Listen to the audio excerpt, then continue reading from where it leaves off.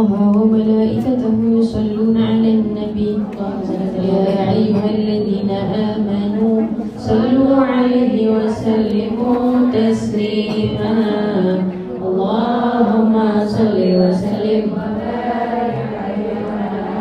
مولاي صل وسلم دائما أبدا على حبيبك خير الخلق كلهم من تذكر جيران بذي سلمي مزجت دمعا جرى من مقلة بدمي أي حبة رح من تلقاء كاذبة وأومض البث بظلماء من إظامي فما لعينيك إن كنت فاهمتا وما لقلبك إن كنت استفك يهمي أيحسب الصب أن الحب منكتم ما بين منسجم منه ومضطرب لولا الهوى لم ترك دمعا على طلل ولا أردت لذكر البان والعلم فكيف تنكر حبا بعدما شهدت به عليك عذر الدم والسقم وأثبت والدخلت عبرة وطنان مثل البهار على خديك والعنب نعم سرى طيف من أهوى فأرقني والحب يعترض اللذات بالألم إلهي بالهوى العذري معذرة مني إليك ولو أنصفت لم تلمي حالي الأسر بمستتر عن الوشاة ولدي بمنحسب حتى المسلك لست أسماؤه إن المحب عن الأذال في صممي التحمت نسي شيبي في عدلي وشب أبعد في نسك عن التهام مولاي صل وسلم دائما على حبيبك خير الخلق كلهم اللهم صل وسلم وبارك عليه وعلى آله مولاي صل وسلم دائما أبدا على حبيبك خير الخلق كلهم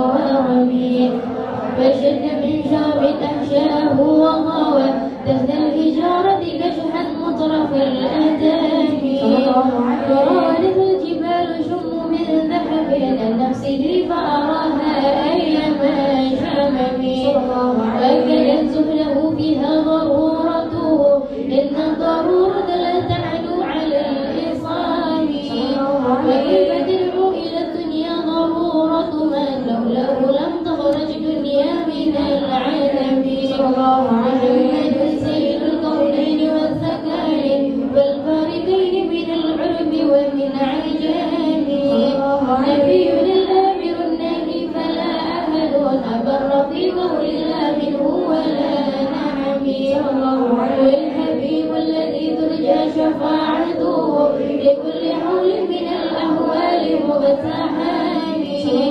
داعي الله فالمستمسكون به مستمسكون بحبل غير منفصل النبيين في خلق وفي خلق ولم يذنوه في علم ولا كرام وكلهم من رسول الله ملتمس غربا من البحر أو رشفا من الديام وواقفون لديه عند هديه من غدد العلم أو من شكل الحكام وهو الذي تم معنه وصورته ثم اصطفاه حبيب النار والنسم ينزه عن شرك في محاسنه فجوهر الحسن فيه غير منقسم يعمل عدو النصارى بالنبيهم واحكم بما شئت مدحا فيه واحتكم واكتب إلى ذاته ما شئت من شرف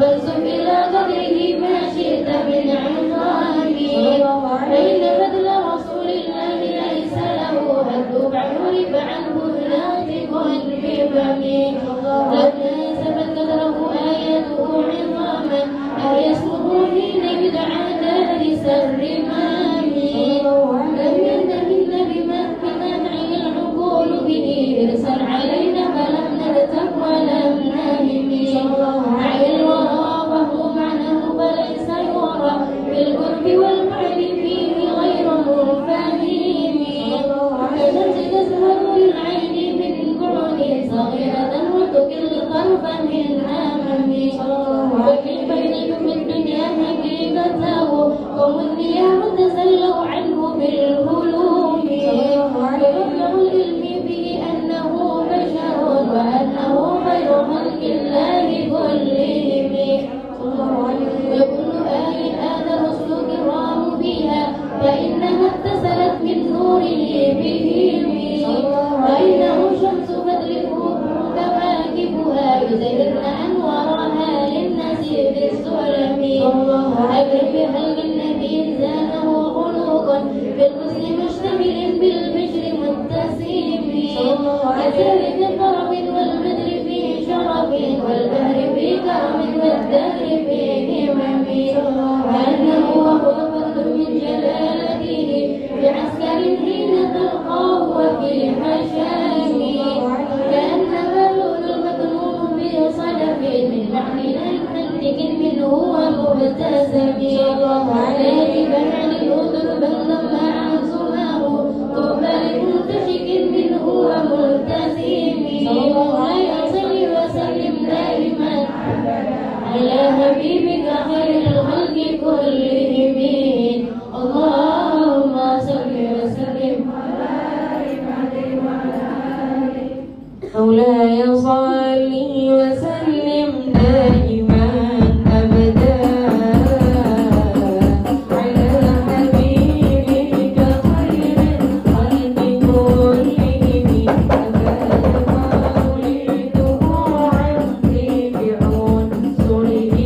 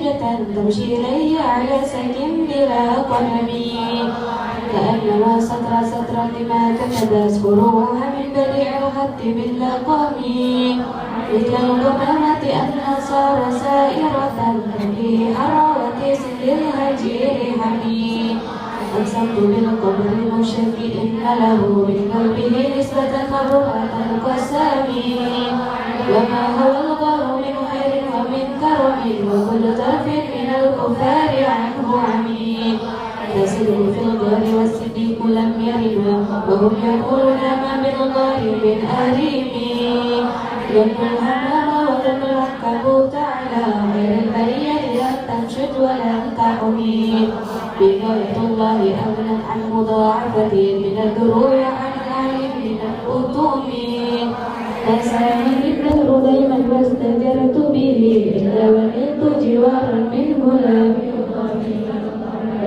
لبست بالدرين من يده إذا استلمت الندى من خير المستلم لا تنكر الوحي من رؤياه إن له قلبا إذا نامت العينان لم ينمي وذاك حين بلوغ من نبوته فليس ينكر فيه حال مهتلم تبارك الله ما وحي بمغتسل ولا نبي على غيب بمتهم كم أبرأت وسبت باللمس راحته وأطلقت هاربا من ذكر الأمام حديث السنة الشاب دعوته حتى حكت قرة في العصر يتوبي بعلي جاء وقلت المطاح بها سيفا من اليم أو صيدا من العالمين مولاي صل وسلم دائما أبدا على حبيبك بالخلق كلهم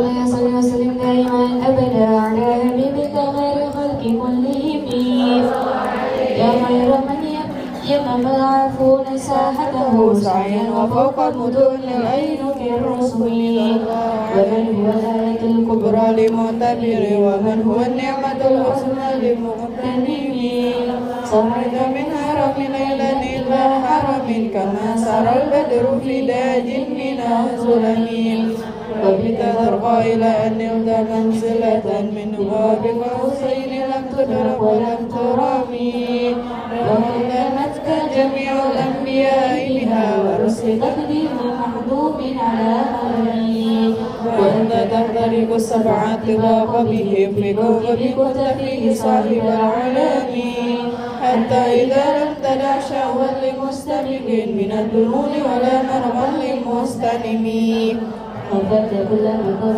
بالإضافة إليه توديك بالرفع مثل المفرد العالمي كيما تفوز بوصل أي مستتر عن العيون وسر أي مختتم ففزت كل فخار غير مشترك وجزت كل مقام غير مزدحم وهي مقدار ما أريد من رتب وزيدك ما أريد من نعم بشرى لنا معشر الإسلام إن لنا من العناية ركن غير منهدم لما دعا الله داعيا بأكرم الرسل كان أكرم الأمم مولاي صل وسلم دائما أبدا على حبيبك خير الخلق كلهم اللهم صل وسلم وبارك عليه وعلى آله مولاي صل وسلم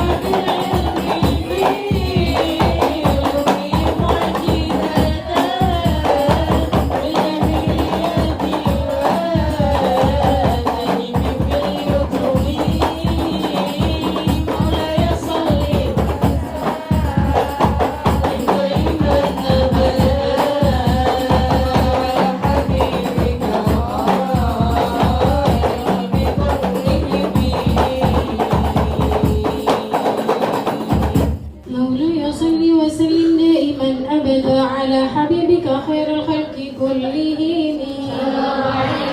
خدمته بمديه أستقيل به ذنوب عمر مضى في الشعر والخدام. إذ كالذاني ما تخشع عواكبه كأنني به مهج من النعام.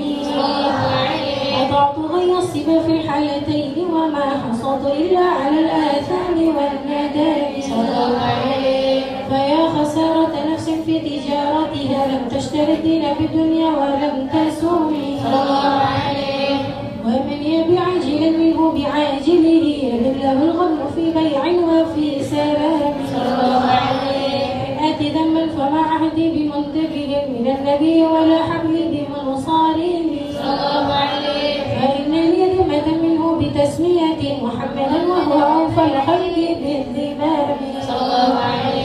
إن لم يكن في معادي آخذا بيدي فضلا وإلا فقل يا زلة القدم. حاشاه أن يحرم الراجي مكارمه أو يرجع الجار منه غير محترم. ومنذ ألزمت أفكاري مدائحه وجدته لخلاص خير ملتزم.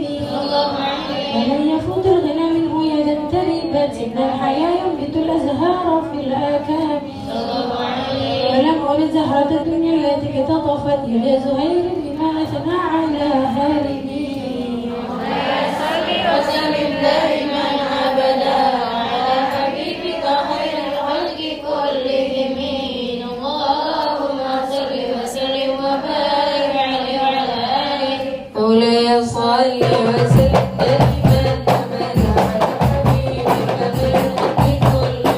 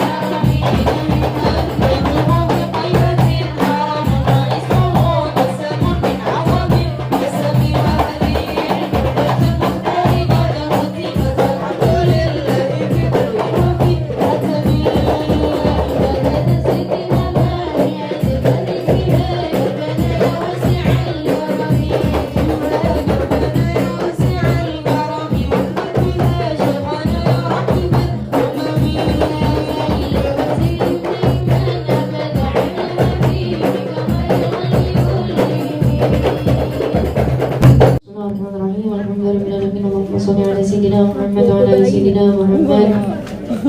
رب اشرح لي صدري ويسر لي أمري واحلل عقدة من لساني يفقهوا قولي. أما بعد، سبحانك لا علم لنا إلا ما علمتنا إنك أنت العليم الحكيم. يا فتاح يا عليم يا فتاح يا عليم يا فتاح يا عليم افتح علينا فتحا قريبا. قال المصنف رحمه الله نفعنا الله به وبعلومه بالدارين آمين. وفي عمارة وبعد صلاة الصبح khasiyatun qawiyatun fi jalbil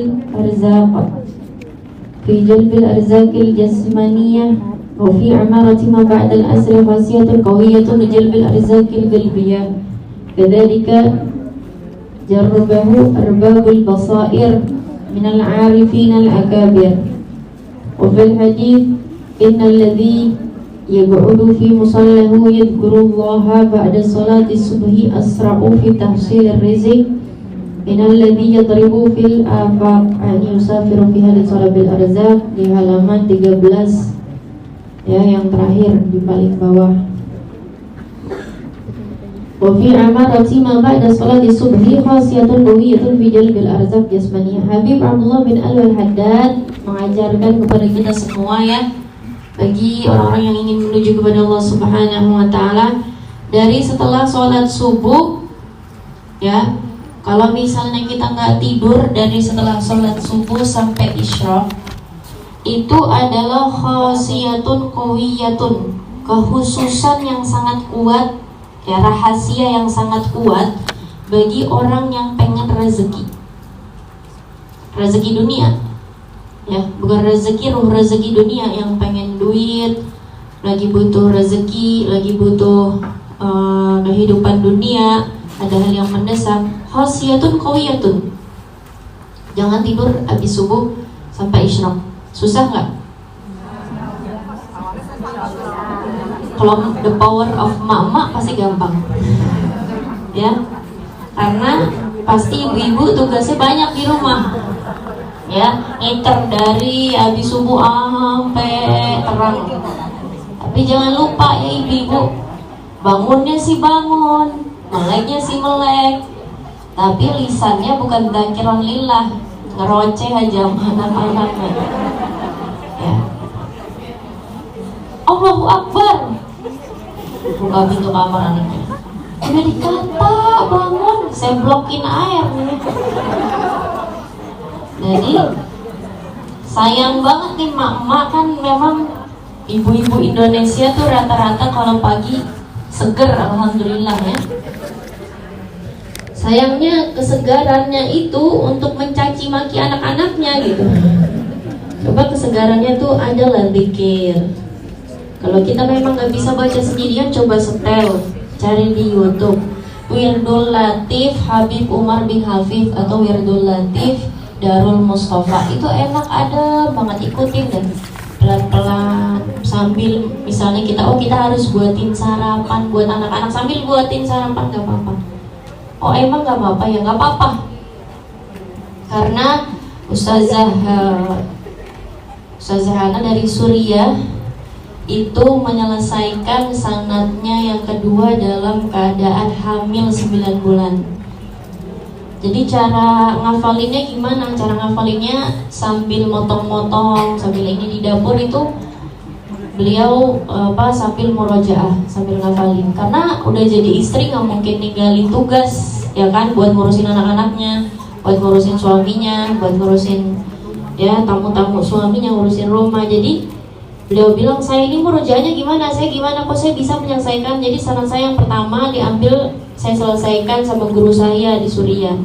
Sanad yang kedua saya ambil sama suami saya ketika saya selesaikan ketika saya hamil 9 bulan. Jadi masa-masa hamil itu masa-masa ujian.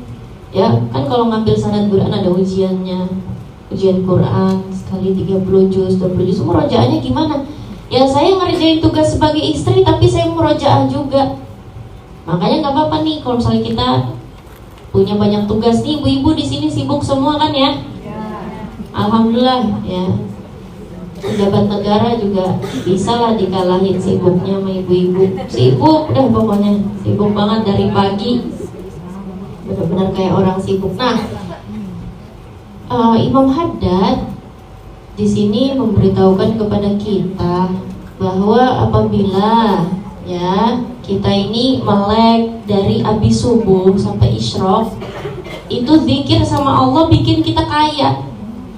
Buat kita yang pengen banget rezeki, khasiyatun qawiyatun, untuk arzak jasmaniyah ya. Nabi Muhammad SAW pernah nemuin Sayyidah Fatimah Az-Zahra tuh ketiduran, bukan sengaja tidur ketiduran nggak sengaja karena saking capek.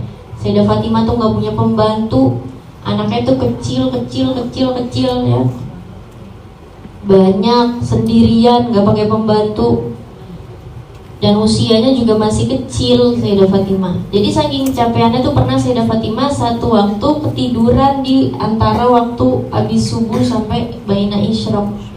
Sama Nabi nih, saking Nabi kaget tuh Nabi bangunin pakai kakinya Nabi, Fatimah. Sayyidah Fatimah langsung kaget gitu. Iya, ya Rasulullah, apakah ente rela di saat Allah lagi bagi-bagiin rezeki sama hamba-hambanya yang lain, ente malah tidur, ente gak kebagian? Bangun. Walaupun tahu anaknya capeknya kayak apa, jangan, masa yang lain dapat rezeki ente enggak? Bangun, ayo. Tetap disuruh bangun.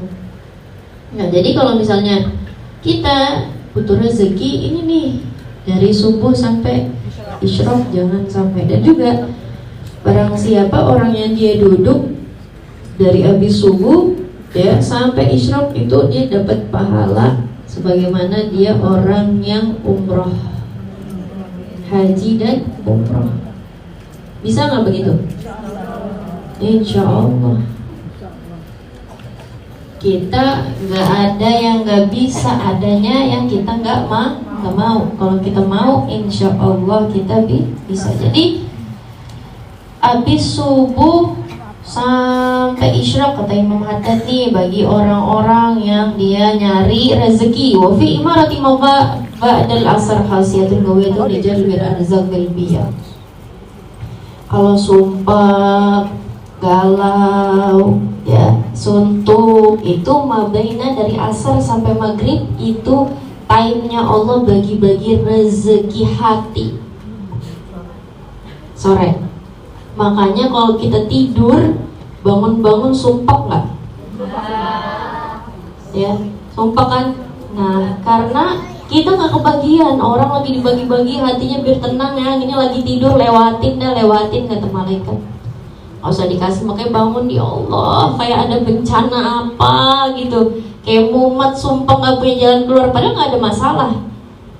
Nah ini makanya dimana kayak Habib Umar bin Hafid tuh ya, sore-sore itu pasti rauhah, pasti majelis sama orang-orang semuanya. Walaupun udah segitu padatnya ya, tapi tetap sore-sore ngumpul buat buka kitab, buat belajar. Kenapa? Karena di situ di time-nya Allah ngebagi-bagiin ya kepada manusia rezeki hati dan rezeki batin orangnya kaya, cakep ya, tapi hatinya bawaannya sumpah, dia nggak bisa nikmatin tuh. Duitnya dia nggak bisa nikmatin, cakepnya dia nggak bisa nikmatin.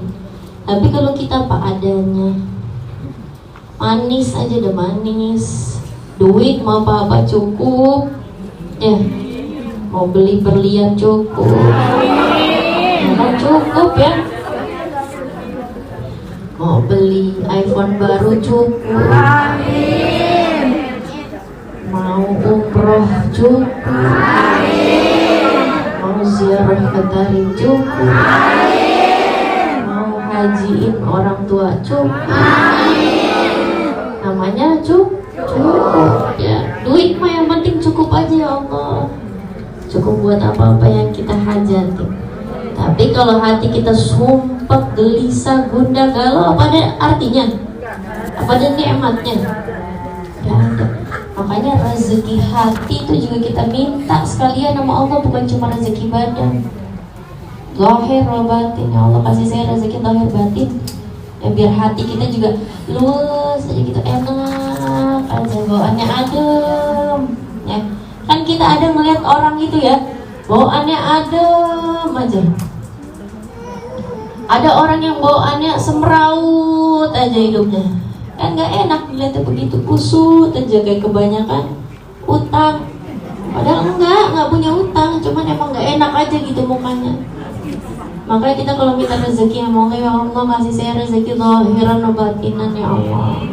Nah, caranya gimana nih? Imam Haddad kasih tahu, inna nih insyaallah nih yang sore-sore datang ke Dar Fatmah. kebagian deh nih rezeki ruh. Makanya kalau pulang dari sini biar kata habrul bahasa udah panjang ya. Udah pada ngantuk nih ibu, ikutin setengah mati burdah kajian, tapi pulang insya Allah hatinya tenang, hatinya lapang, hatinya gembira dengan pemberian daripada Allah Subhanahu wa Ta'ala. Dan yang paling bagus memang kita ngumpul bareng-bareng di majelis ilmu, ambil manfaat. Ya baca burdah sendirian kelar gak bu? Baca burdah bareng-bareng kelar gak? Oh kelar, syahdu banget dari tadi semuanya pada baca ya. Yang nggak bisa nyanyi tiba-tiba langsung cakep suaranya semua. Keluar semua suaranya kencang-kencang. Dari mana? Karena kita bareng-bareng. Oh kita bareng-bareng bawaannya semangat. Dulu waktu kita belum terlalu banyak ya, Amelia ngikutin, kita pernah baca Yasin bareng-bareng 360 kali waktu itu. Selesai. Anak bilang kalau bareng-bareng selesai nggak? Kalau sekali duduk, anak bilang. Murid anak waktu itu belum terlalu banyak. Selesai Ustazah, ya udah jangan ada yang pulang. Anak bilang. Semua di sini kita baca bareng-bareng. Selesai sekali duduk kita baca 360 kali. Kita baca ayat kursi waktu itu 360 kali. Ayat kursi dengan Bismillahirrahmanirrahim. Karena kalau kita bareng-bareng tuh rasanya semangat. Tapi kalau sendirian udah ngantuk bawaannya. Ya, bawaannya ngantuk, cobaan berat banget ya Allah mata. Nah, paling bagus tuh kumpul di majelis ilmu. Nah, dikatakan majelis ilmu itu tamtirul ahlul maksiyah bisa babi majelisil ilm. Dengan adanya majelis ilmu itu menjadi hujan bagi orang-orang yang bahkan dia pun ahlul maksiat. Katanya orang-orang soleh ya, majelis ilmu itu adalah hujan. Jadi walaupun kita yang majelis nih, kita jadi hujan buat orang-orang yang lain. Jadi berkah buat orang-orang sekitar.